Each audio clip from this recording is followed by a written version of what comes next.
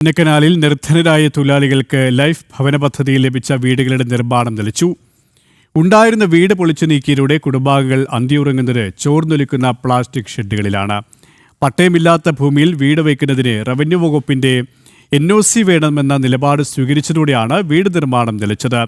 അധികൃതരുടെ കനിവും കാത്തു കിടക്കുന്നത് നിരവധി കുടുംബങ്ങളാണ്.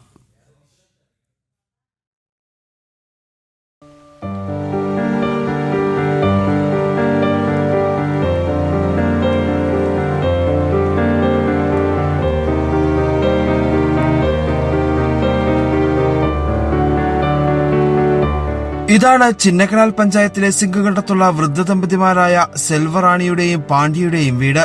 ഏത് നിമിഷവും തകർന്നു വീഴാവുന്ന കൊച്ചുകൂരയിൽ കിടക്കുന്ന ഇവർക്ക് സർക്കാർ പദ്ധതിയിൽ വീട് ലഭിച്ചതോടെ ഏറെ പ്രതീക്ഷകളായിരുന്നു. പഞ്ചായത്ത് തുക അനുവദിച്ചതോടെ പഴയ വീട് പൊളിച്ച് സമീപത്തായി കൊച്ചു ഷെഡ് നിർമ്മിച്ച് ഇവിടേക്ക് താമസം മാറ്റി വീടിന്റെ നിർമ്മാണ പ്രവർത്തനം ആരംഭിക്കുകയും ചെയ്തു.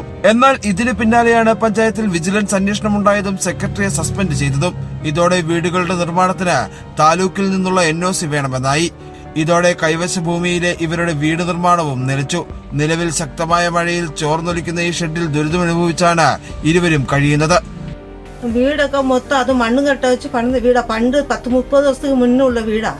അപ്പൊ അത് പണിതുണ്ട്. മൊത്തം വീട്ടിലാണെങ്കിൽ മിറ്റം പുറത്തെങ്ങനെ കിടക്കുന്നു അതുപോലെ അകത്ത് കിടന്ന്.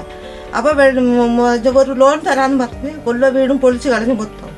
ഇപ്പൊ ഈ ഷെഡ് വെച്ചാൽ താമസിക്കുന്നത് ഞങ്ങള്.